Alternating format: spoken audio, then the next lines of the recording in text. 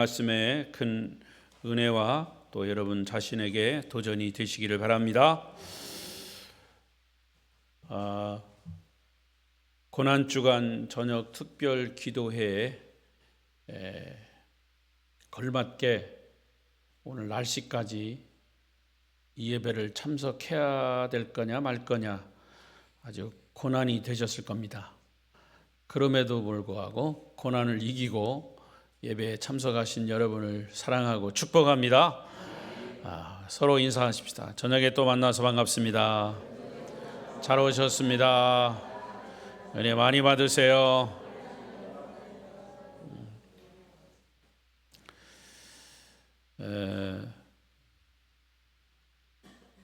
말씀을 듣기 전에 제가 꼭 해야 될 말은 이런 특별 기도회 때에는 꼭 열심히 나온 사람들이 혼나요.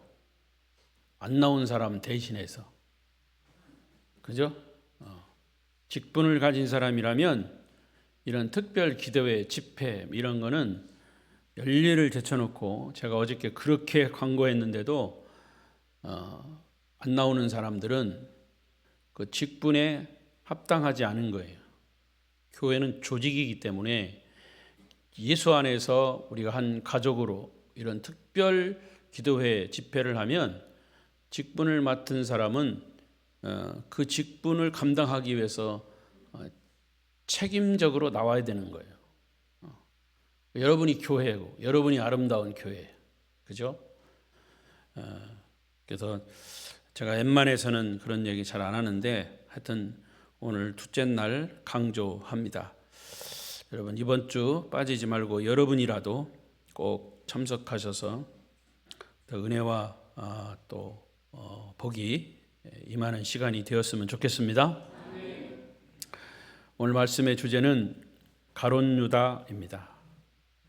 혹시 비대면 영상으로 예배하시는 분들이 있으면 함께 은혜가 되시기를 바랍니다.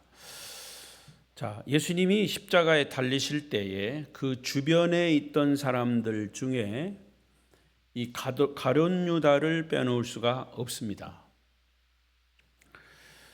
물론 그는 예수님이 십자가에 죽으시고 3일 만에 부활하신 그 여정 속의 전에는 이미 그는 자살해 죽었죠. 그럼에도 예수님이 십자가를 지시기까지의 가장 중심에 있던 사람이 가룟 유다입니다. 요한복음 12장 6절에 보면 가룟 유다를 도적이라고 그래요. 도둑이라고 그랬어요. 여기 읽어보십시다. 시작. 이렇게 말하면 가난한 자들을 생각함이 아니요.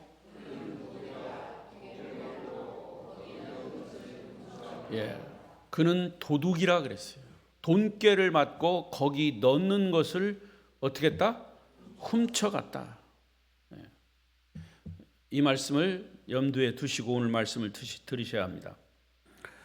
그는 자기 스승 예수를 은 30에 파는 일뿐만 아니라 평소에 물질에 대한 욕심을 가지고 도둑질을 서슴지 않았습니다. 자, 오늘 본문 26장 15절에도 보십시다. 시작. 내가 예수를 너희에게 넘겨주리니 얼마나 주려느냐 하니 그들이 은 30을 달아주거늘. 그가 지금 예수님을 파는 일을 은 30으로 흥정을 하고 있습니다. 구체적으로 흥정하는 모습입니다. 여러분, 이것은 한순간의 충동에 의해서 이성적 판단을 잘못하고 있는 것이 아닙니다. 계획적이다 그 말입니다. 제가 알고 있는 것도 이 세상에서도 잘못을 저질렀을 때 이제 붙잡혔습니다. 그러면 그 잘못을 저지른 사람이 계획적으로 했느냐, 충동적으로 했느냐 이런 것을 먼저 따집니다. 계획적으로 했으면 가중처벌이 되는 거예요. 가룟 유다도 평소에 그의 삶이 돈에 대한 욕심과 물질에 대한 탐욕을 극복하지 못하고 있었다는 것을 단적으로 보여주고 있는 예입니다. 성경은 인간의 삶에서 돈은 아주 중요한 필요 도구이지만 그 돈을 올바르게 사용해야 하는 중요성에 대해서 아주 구체적으로 성경은 가르칩니다. 그래서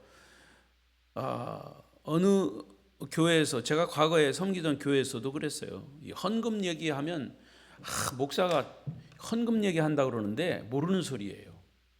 예수님의 3년 동안의 삶을 보면요, 그 모든 말씀이 3분의 2가 물질과 관련된 말씀이에요. 그것은 그만큼 중요한 자리를 차지하고 있는 것이 돈이라는 거죠. 물질이에요. 그러니까 성경은 그 물질 사용에 대해서 아주 잘 구체적으로 알려주고 있어요. 그걸 바로 우리가 알고 100% 따라하지는 못하지만 그 말씀을 가르치는 말씀에 순종하려고 해야 하는 것이 중요하다 그러죠. 가룟 유다도 이 예수님을 팔아먹는데 돈을 가지고 흥정했다라고 하는 것이죠. 그래서 예수님도 그랬어요. 하나님을 섬길 거냐, 돈을 섬길 거냐, 둘 중에 하나만 섬겨야 된다. 자, 이 말은 바꿔 말하면 하나님의 존재가 창조주, 유일신, 천지를 창조하신 분이에요. 누구도 그분을 범접할 수 없고 그분을 넘어설 수 없어요. 그런데 그 하나님 자리에 돈을 딱 갖다 놓고 예수님이 둘 중에 하나만 섬겨라 그랬어요. 그만큼 돈의 위력이 크다는 거죠. 물론 하나님보다 돈이 더 높을 수는 없어요. 또 같을 수도 없죠. 그만큼 돈의 위력을 말씀하신 거죠. 그러니까 돈은 사람들의 섬김이 대상이 된 거예요. 그래서 성경에서 강조하는 돈의 경고는 두 가지입니다. 첫째, 돈을 사랑하지 말라. 돈은 사랑의 대상이 아니라 사용의 대상이다. 두 번째, 돈을 섬기지 말라. 이 두 가지입니다. 반드시 또 바르게 사용해야 할 것이 돈이다. 자, 디모데전서 6장 10절 우리가 잘 아는 말씀이에요. 시작. 돈을 사랑함이 일만하게 뿌리가 되나니 이것을 탐내는 자들은 미혹을 받아 믿음에서 떠나 많은 근심으로서 자기를 찔렀도다. 자, 이 말씀을 놓고 보십시오. 자, 돈을 사랑한다. 돈을 사랑하기 시작하면 그 다음에 그게 뭐가 된다? 일만하게 뿌리가 된다. 이게 점차적으로 가는 거예요. 이 귀절 잘 보세요. 돈을 사랑하기 시작하면 만 가지 악의 뿌리가 되는 거예요. 그 다음엔 어떻게 돼요? 이것을 탐내는 자, 돈을 탐내게 되죠. 이미 돈을 사랑하면서 악의 뿌리로 자리 잡고 그 다음에 욕심내기 시작한다. 탐내게 된다. 그런 자들은 어떻게 된다? 돈에 미혹을 받게 된다. 그 다음에는 믿음에서 떠나게 된다. 마지막에는 근심을 하고 자기를 찌른다. 망한다 그 말이에요. 얼마나 하나님의 말씀이 정확합니까? 구체적으로. 가룟 유다의 사건은 돈을 사랑한 나머지 결국 끔찍한 비극을 맞는 결과를 가져온 본보기입니다. 이 말씀의 본보기. 이 말씀대로 가룟 유다가 된 거예요. 과연 그의 삶에 어떤 결과를 낳았을까? 첫째, 가룟 유다는 돈을 사랑함으로 정직하지 못한 삶을 살았어요. 그는 부정직한 삶을 살았습니다. 자, 본문 26장에서 너희 중에 한 사람이 나를 팔 것이다 라고 예수님이 제자들을 모아놓고 말씀하셨어요. 예수님은 가룟 유다가 당신을 팔 것을 알고 계셨다는 거죠. 그런데 이름은 말하지 않았어요. 그때 제자들은 저마다 저입니까? 저입니까? 제가 그랬습니까? 그 중에 가룟 유다도 있어요. 제가 그랬습니까? 얼마나 뻔뻔합니까? 25절에 랍비여 내니까? 가룟 유다가 거기서 끼어들어요. 자, 그런데 사실 이 장면은 이미 가룟 유다는 예수님을 은 30에 팔겠다는 흥정이 다 끝난 뒤의 일이에요. 아닌 것처럼 이미 자기가 주님을 팔겠다는 사실을 알고 있으면서 시침을 뚝 떼고 주님께 되묻고 있는 부정직함을 보이고 있다. 이것은 자기 자신에 대한 철저한 기만 행위입니다. 그는 도둑질을 하면서도 자기가 가난한 사람에게 가장 선한 일을 하는 사람인 것처럼 스스로를 가장한 사람이에요. 이것이 바로 돈을 사랑한 사람의 비극적인 모습이다. 두 번째는 가룟 유다는 돈을 사랑함으로 위선적인 인간의 모습을 스스로 만들어 갔어요. 그의 위선적인 모습은 다른 사람에 대해서 불필요하게 계속 공격적인 모습을 갖습니다.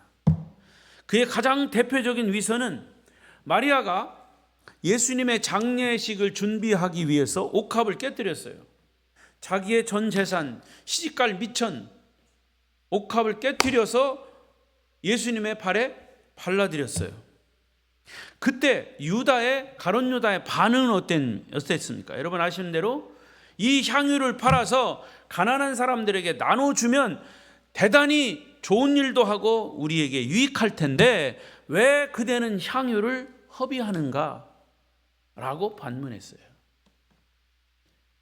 이 가룟 유다의 면면을 모르는 사람들은 야, 그래도 가룟 유다가 참 대단하다 이렇게 생각을 했을 겁니다. 오히려 마리아를 꾸짖고 있어요. 그것은 마리아처럼 헌신하지 못하는 자기 자신의 모습을 감추기 위해서 타인에 대한 불필요한 공격이다 그 말이에요. 위선적인 사람은 자신의 약점을 감추기 위해서 타인의 약점을 공격함으로 스스로를 가장하는 위선적인 모습을 보이는 겁니다. 이게 사탄의 계략입니다. 사탄의 계략. 그 뒤에는 사탄이 그를 조종하고 있는 거예요.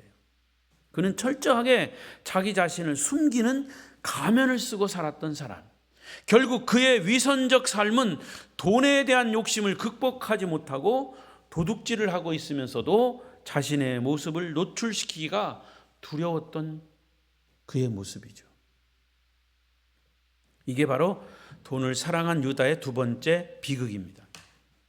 세 번째는 돈을 사랑한 유다는 자기 자신을 끝까지 더럽힌 사람이에요.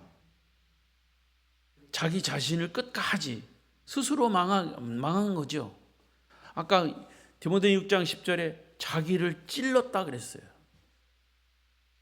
요한복음 13장에서 예수님은 제자들의 발을 씻기면서 그랬어요. 내가 너희를 씻기지 아니하면 너희들은 나와 상관이 없다. 이렇게 말씀하셨어요. 그때 이렇게 예수님이 또 말씀하셨죠. 시작. 예수께서 이르시되 이미 목욕한 자는 발밖에 씻을 필요가 없느니라. 온 몸이 깨끗하니라. 너희가 깨끗하나 다는 아니다. 12제자를 모아놓고 발을 열심히 씻으시면서 다 씻어야 된다. 그런다 다 발을 씻었지만 너희가 깨끗하나 다는 아니다. 자, 이 속에 가룟 유다가 들어있다는 거죠. 깨끗하지 않은 제자가 있다라고 하는 것을 주님이 암시하신 겁니다.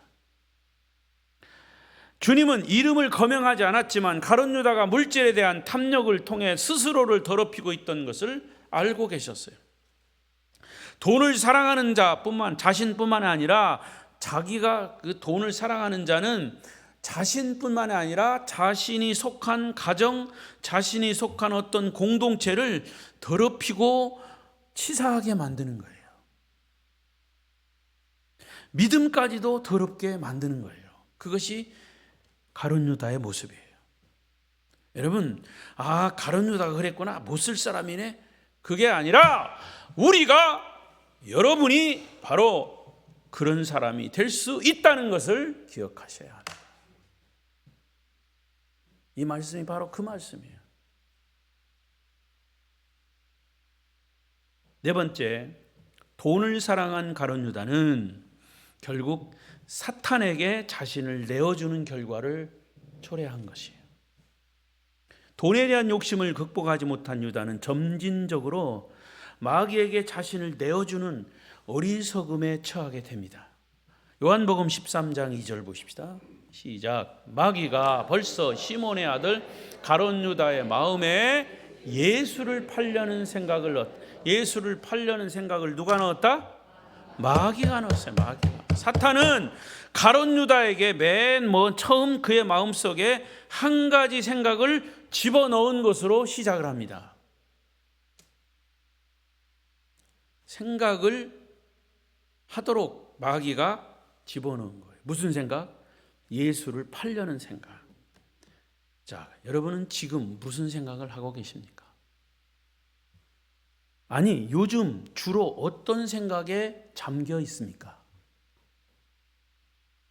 그 생각 때문에 고민하고 있다면 그것이 현재 여러분의 모습이에요.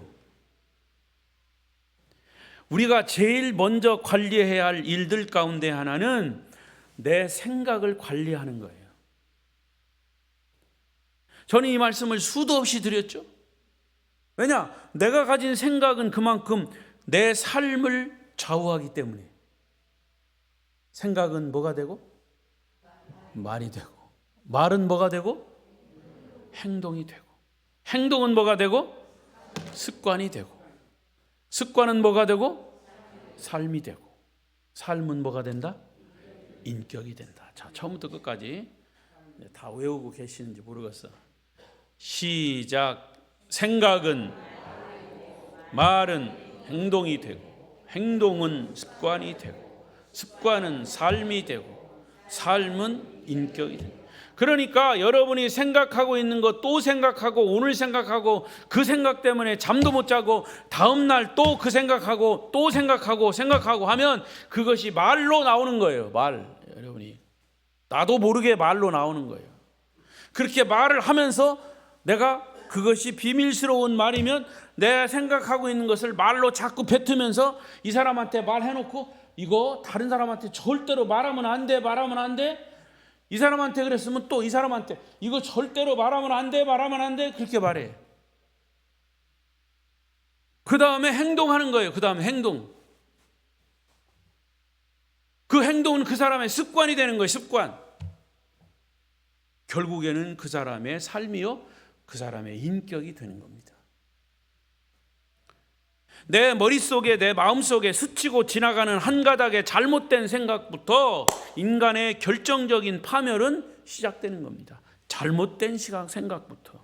그래서 마귀는 유다의 마음속에 먼저 예수를 팔려는 생각을 확 집어넣었어요. 그때 가룟 유다가 영적인 사람, 뒤에도 나옵니다만 영적인 사람이라면 예수의 이름으로 떠나가라 이렇게 말했을 거예요. 그래도 계속 공격하면 그것 때문에 고민하고 기도하고 말씀을 통해서 사탄을 쫓았을 거예요. 그러나 이 멍청한 이 영적인 분별력이 없는 더군다나 예수 그리스도의 12 제자 중에 한 사람인 가룟 유다는 그게 마귀의 생각인지도 모르고 그대로 지금 행동하고 있습니다. 그 생각은 마귀가 집어넣은 겁니다. 우리가 영적으로 깨어있지 않으면 마귀가 주는 생각에 내가 이용당하는 겁니다. 자기는 정작 그것이 선한 일인지 악한 일인지 분별하지 못합니다. 따라서 이런 부정적인 생각 하나가 인간에게 얼마나 무서운 결과를 가져오는지를 우리가 알아야 합니다. 내가 지금 무엇을 생각하고 있는지, 따라서 생각을 경건하게 관리하는 일처럼 중요한 것은 없습니다. 더 무서운 거는요, 이 영적인 부분을 모르는 사람들은 제쳐놓고 조금 안다라고 하는 사람들이, 교회 공동체 안에서 믿음을 가지고 있다는 사람들이 그런 부정적인 생각, 잘못된 생각에 빠져 있다는 것이 문제예요. 그래서 교회가 항상 문제가 되는 것, 제가 40년 넘게 경험한 목회 경험을 보면 그런 사람들이 교회 안에 많아요. 그러면서 자기는 주를 위해서 한다고, 교회를 위해서 한다고 열심을 내고, 근데 내가 보면 그게 아니야. 그래서 우리는 의도적으로 밝은 생각을 하고 아름다운 생각을 하고 아름다운 교회 성도들은 아름다운 생각을 해야 돼요. 아름다운 생각을 하고 주님이 기뻐하시는 생각을 해야 할 줄로 믿습니다. 참으로 믿음의 삶을 관리하는 데 실패한 이 최대의 비극이 유다의 삶의 비극입니다. 자, 그렇다면 이제는 그의 비극적인 삶을 통해서 우리가 배워야 할 메시지, 교훈이 뭐냐? 간략하게 말씀을 드립니다. 첫째는 유다는 자기 자신의 신앙의 근본적인 문제를 해결하지 못하면서도 예수를 따라다니는 환경 속에서 살았던 사람이에요. 쉽게 말하면 나는 목사의 아들로 태어났어요. 그래서 태어나면서부터 어려서부터 찬송하고 교회 안에서 맨날 그것만 했어. 예수, 여름 성경학교 되면, 겨울 성경학교 되면, 또 무슨 특별히 하여튼 계속 그런 얘기만, 성경 얘기만 계속 들어왔어. 그 어느 날 내가 말씀 앞에, 복음 앞에 구원 받았는가의 그 사실 앞에 직면해서 보니까 나는 구원 받은 줄 알았어요. 왜? 나는 교회 안에서 살았어. 우리 엄마 아빠가 목사님이요, 사모님이요, 교회 안에서 막. 근데 아니더라니까요. 교회 안에서만 있고 노래만 불렀고 여름 성경학교 열심히 참석했지만 나중에 철 들고 말씀 앞에 직면해 보니까 나는 구원받지를 못했더라고요. 그래서 그거 가지고 씨름을 했습니다. 고등학교 때. 바로 가룟 유다가 그런 사람이에요. 우리가 복음서의 어떤 부분을 찾아봐도 가룟 유다에게 결정적으로 부족한 부분은 뭐냐? 그에게서 주님을 향한 진정한 신앙 고백이 없었다는 사실이에요. 마태, 마가, 누가 요한복음을 찾아봐도 가룟 유다에 대한 이야기가 나오면 그 가룟 유다가 결정적으로 자기의 신앙 고백, 주님 앞에서 자기의 신앙 고백을 한 적이 없어. 예수를 판 거밖에 없어. 베드로 얘기 나오겠습니다만 베드로는 예수님을 3번 저주하면서 부인했어도 그가 다구는 소리 듣고 주님의 말씀이 떠올라서 가서 회개하고 통곡하고 나중에 주님께로 돌아온 거죠. 가룟 유다는 3년 동안 삶의 진지한 신앙 고백이 없었다는 얘기예요. 쉽게 말하면 교회는 다녔지만 예수는 안 믿었어. 종교 생활, 종교 활동만 한 거예요. 그게 얼마나 무서운 줄 아십니까? 가룟 유다는 예수 그리스도를 구원의 주님으로 믿는 거듭남의 경험이 없는 사람이에요. 우리는 이런 증거들을 성경의 여러 곳에서 발견할 수 있어요. 구원받지 않고 중생하지 않고 예수를 구주로 믿지 않고 그냥 주님을 따라만 다닌 사람, 그것이 유다에게 삶의 비극을 가져오게 된 결정적인 원인이 된 것이에요. 저는 여러분에게 질문합니다. 여러분은 교회를 종교적인 행위로 다니십니까? 아니면 예수님이 나의 구세주이신 것을 확신하고 거듭난 자로서 변화된 성도로서 신앙생활을 하십니까? 이 질문에 대한 명확한 답이 있어야 돼요. 그래서 천국 가면 3번 놀랜다잖아요. 첫째는 내가 천국에 왔다는 것 때문에 놀래고, 두 번째는 아무리 찾아봐도 꼭 와야 할 사람이 안 왔고 그것 때문에 놀래고, 그런데 내가 볼 때 못 올 사람이 천국에 온 것 때문에 놀래고 3번 놀랜대요. 그건 아무도 몰라요. 주님만이 아시죠. 자, 두 번째 교훈은 유다는 역시 정직하지 않은 삶을 살았어요. 지금까지 살펴본 대로 그는 자기 자신의 문제를 정직하게 드러내지 않았습니다. 여러분, 가장 무서운 사람이, 또 위험한 사람이 누구냐? 자신을 노출하지 않은 사람이에요. 그 사람 속에 뭐가 들어있는지 몰라. 무슨 생각을 하는지 잘 분별이 안 되는 사람이 위험한 사람이에요. 오히려 문제를 노출시키는 사람이 희망이 있는 사람이에요. 여러분, 아픈 사람은요, 빨리 병원에 가서 자기 아픈 곳을 드러내는 사람이 빨리 고쳐요. 아프면서도 나는 괜찮다고 그러도 나중에 병원에 가면 당신은 이제 얼마 못 살아, 이렇게 결론이 나는 거죠. 문제를 노출시키는 사람이 희망이 있는 사람이라니까. 그러나 하나님에게나 사람에게나 자기 자신의 모습을 노출시키지 않는 사람은 언제라도 대형 사고를 칠 사람이에요. 유다는 한 번도 주님께 자기의 문제를 내어놓지 않았어요. 이런 사람이 제일 위험한 거예요. 나에게 이런 고민이 있고 이런 문제가 있습니다, 기도해 주십시오, 의논하고 고백하는 사람이 희망이 있는 사람이에요. 하지만 끝끝내 자기를 숨기는 사람, 가면을 쓰고 있는 사람, 이것이 유다의 비극 중에 비극이었습니다. 우리는 가룟 유다를 통해서 교훈을 얻습니다. 솔직해야 된다는 거죠. 누구에게나 정직해야 된다는 거죠. 다른 사람에게 내 속사정을 다 아뢰지 못하면 주님께 기도할 때 그렇게 아뢰십시오. 내가 어떤 종류의 사람인가를 기도로 정직하게 내려놓으십시오. 그리고 주변에 따뜻한 신앙의 격려를 주고받는 사람들에게 스스로의 문제를 내어놓는 사람이 믿음의 사람이에요. 그래서 바울 사도가 뭐라고 바울 서신에서 말하냐면, 너희는 서로 죄를 고하라, 서로 병 낫기를 위하여 기도하라, 서로 사랑하라, 서로 격려하라, 서로 권면하라, 서로 용서하라, 서로 위로하라. 이렇게 하기 위해서 서로를 정직하게 알아야 합니다. 목사님, 그 사람에게 얘기했다가요, 소문 다 나요. 절대로 난 비밀 얘기 안 해요. 여러분은 어떤 사람입니까?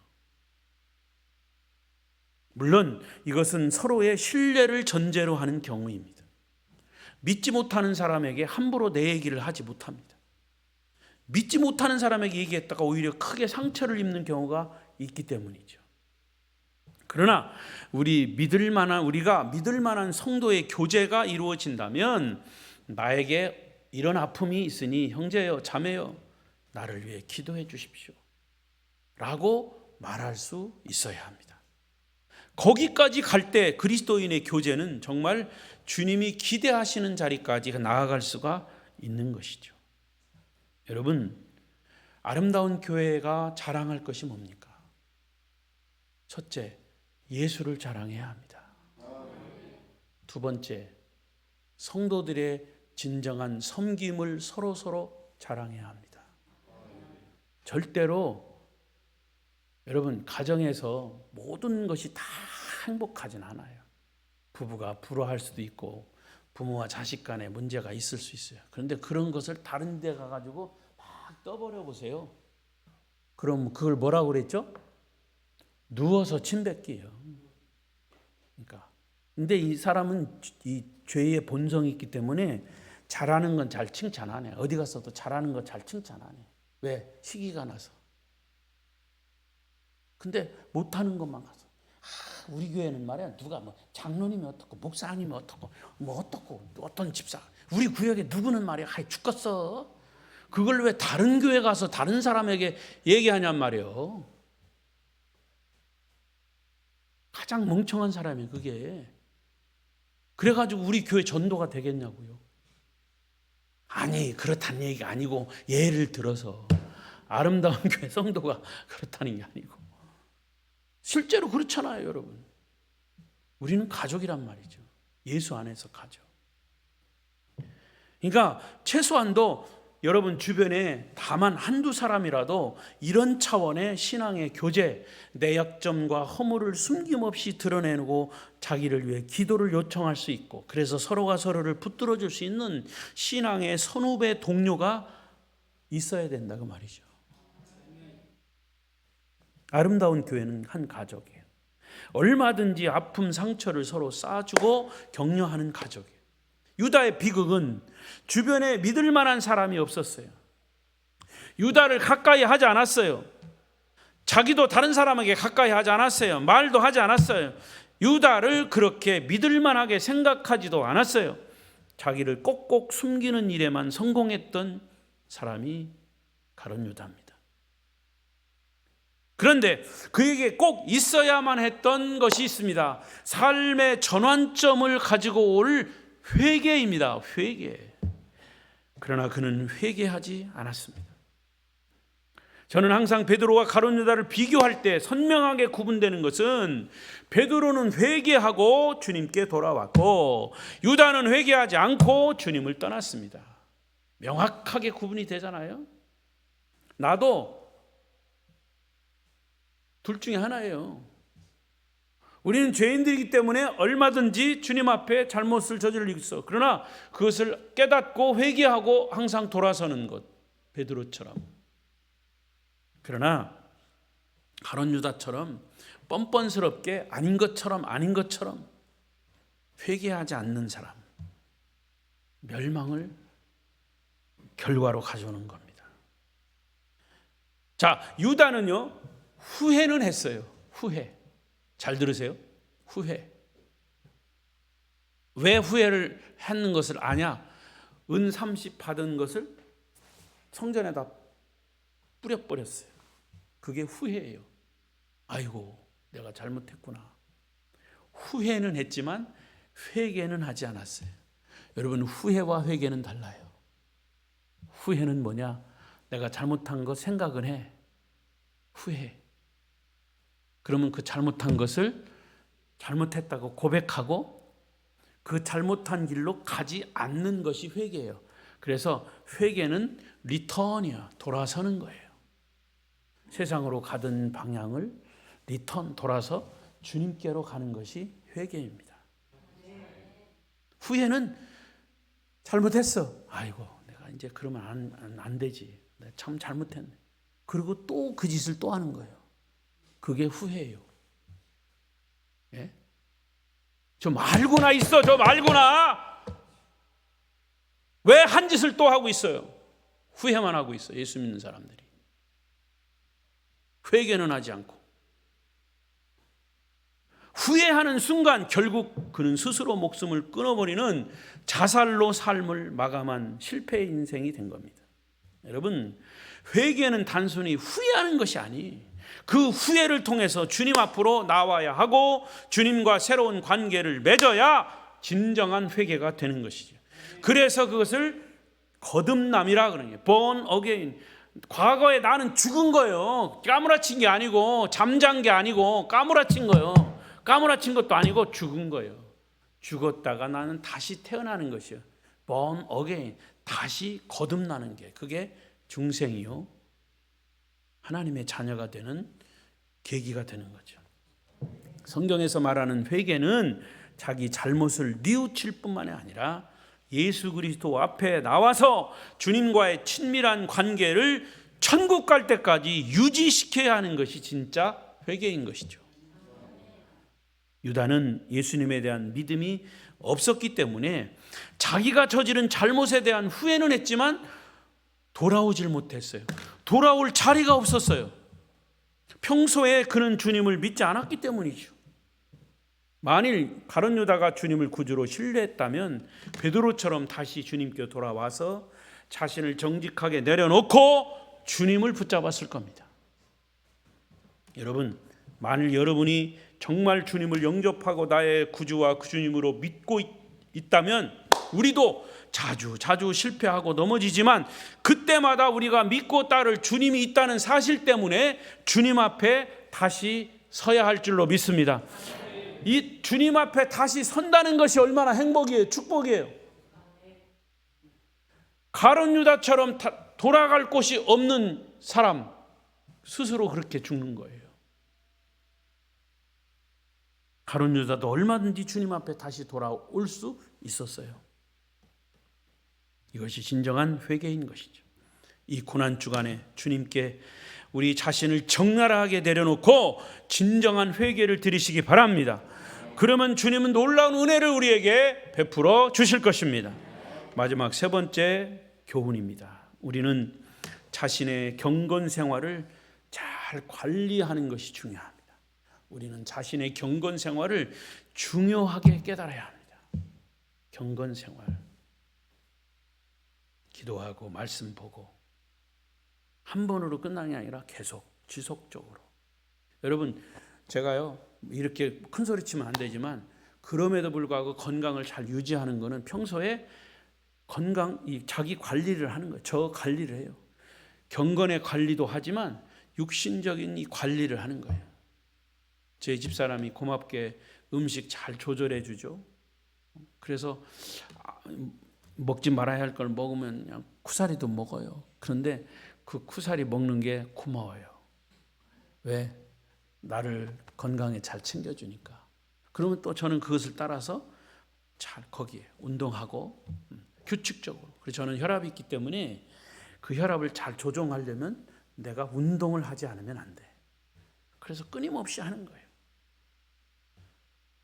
이게 경건 생활도 마찬가지예요. 우리가 경건 생활, 과거에 내가 가졌던 신앙 그거 믿고 큰 소리 치지 말고, 어디서 뭐 이상한 소리 듣고 나는 그것 때문에 산다 이런 그 하지 말고 내 신앙 생활을 그렇게 잘 유지시켜 가는 것. 여러분, 이 돈에 대한 욕심을 극복하는 것은요, 구약 시대부터 신약 시대에 이르기까지 하나님의 백성들이 하나님께 예물을 드리는 규칙적이고 일관된 헌금 생활이 성도들에게 있어서 구약부터 신약까지 경건 생활이에요. 예물을 드리는 규칙적이고 일관된 헌금 생활이 경건 생활이라니까요.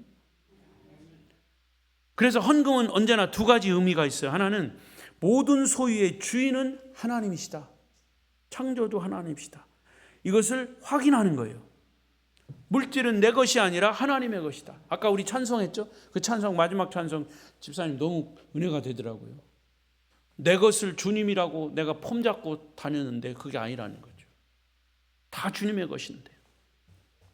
그러니까 물질도 내 것이 아니라 하나님의 것이다. 믿음으로 하나님께 헌금을 드리는 거예요. 이게 경건 생활을 유지하는 데 중요한 부분이에요. 경건 생활이라고 뭐 기도하고 막 말씀하고 그것만이 아니고 물질 관리하는 것이 경건 생활의 중요한 부분이에요. 가룟 유다가 거기에 실패한 겁니다. 또 하나는 헌금은 규칙적으로 드리는 것이죠. 규칙적으로 드리는 헌금에는 11조 헌금이 가장 적합한 방법이죠. 11조가 뭐라고 그랬어요? 모든 것이 하나님이 주신 거니까 하나님 주신 것의 10분의 1을 하나님이 드려라. 그걸 가지고 시험해 보라. 내가 너에게 준 것이니까 정말 준 것이냐? 네가 너희들이 나를 인정하는 것이냐? 이것이 11조예요. 그래서 우리가 11조를 드리는 것이 경건 생활의 가장 중요한 핵심이라는 거죠. 내 모든 물질이 하나님의 것이라는 사실을 확인할 뿐 아니라 그것을 규칙적으로 드림으로 하나님이 나를 얼마나 축복하시나. 내 삶의 최대의 관심은 물질에 있는 것이 아니라 하나님께 있음을 확실하게 보는 거죠. 11조를 잘 드리냐 안 되느냐, 돈을 잘 내느냐 안 내느냐가 아니라 저 사람은 하나님을 하나님으로 인정하고 있구나 라는 것으로 나오는 거예요. 이게 통계로 나오는 거예요. 여러분, 제가 말은 안 하지만요, 여러분 헌금하는 걸 이렇게 봐요. 그러면서 신앙을 보는 거예요. 그러면서 기도하는 거예요. 경건 생활을 보는 거죠. 그래서 예배 참석도 그 중에 하나예요. 경건 생활의 일원이에요. 뭐 이것 때문에 못합니다. 저것 때문에 못합니다. 물론 이유가 다 있죠. 그러나 그가 경건 생활에 우선을 어디에 두고 있냐 보면 다 나오는 거예요. 말씀 맺겠습니다. 이 특별 기도회 시간은, 특별 집회는 그런 거 훈련하는 거예요. 이제 그렇게 훈련하는 것도, 제가 하는 것도 이제 없어. 뭐 나중에 뒤에 젊은 사람이 와서 더 잘해야 더 잘할 줄로 믿습니다. 그럼에도 불구하고 훈련할 때 잘 받아야 돼요. 제가 우리 어린이들 둘, 셋 어떤 때는 뭐 우주 잘 알아듣지 못하는 우주까지도 세워놓고 항상 그런 얘기예요. 야, 나도 너희들 말할 때 너희들처럼 막 장난치고 전도사님 설교하면 막 돌아다니고 그랬어. 근데 그때 그 말 듣고 내가 목사가 됐다? 매우 매우 중요한 부분이에요. 여러분이 평소에 하나님 말씀을 들으면서 내가 훈련이 되는 거예요. 우리 그리스도인의 삶의 중요한 교훈 가운데 하나는 성령을 소멸하지 말라. 말씀이 강조되어 있습니다. 이 말은 우리가 일상생활을 살면서 성령께서 수시로 감동 주시는 것을 무시하지 말라는 얘기예요. 성령 하나님은 우리 마음속에 계속해서 어떻게 살아야 하는가, 어떻게 행동해야 하는가, 어떻게 말해야 하는가, 이런 것들을 계속 말씀해 주시는데 우리가 그것을 무시해버리면 성령을 소멸하는 거예요. 그러면서 문제에 관해서 결단의 기회를 계속 주십니다. 그때마다 내가 올바른 판단과 잘못을 회개하도록 성령은 기회를 주시는데 그것을 거절하거나 스스로 무시해버리면 그 마지막 결과가 일어나는 최대의 비극이 가룟 유다와 같은 비극이다 그 말이에요. 가룟 유다도 몇 차례 회개할 기회가 있었어요. 성령이 주시는 기회였죠. 그러나 유다는 그것을 무시하고 거절하고 자신을 숨기고 또 숨기면서 결국 마지막에 무너진 생으로 삶을 마감하고 말았어요. 여러분, 이번 한 주간 기도의 기간 동안 성령 하나님은 내 마음속에, 여러분 마음속에 무엇을 말씀하시는지 그것을 무시하지 말고 들으시기 바랍니다. 그리고 그대로 순종하십시오. 놀라운 일이 일어날 것입니다. 영적으로 투명한 사람은 주님께서 그 마음을 비춰주십니다. 뭐가 옳은지 뭐가 그른지. 나중에 미루지 마시고 즉시 반응하시고 응답하십시오. 그러면 주님의 놀라운 신비롭고 강력한 은혜가 임하게 될 것입니다. 주의 크신 은혜가 우리 아름다운 교회 성도들에게 임하시기를 축원합니다. 축원합니다. 기도하십시다.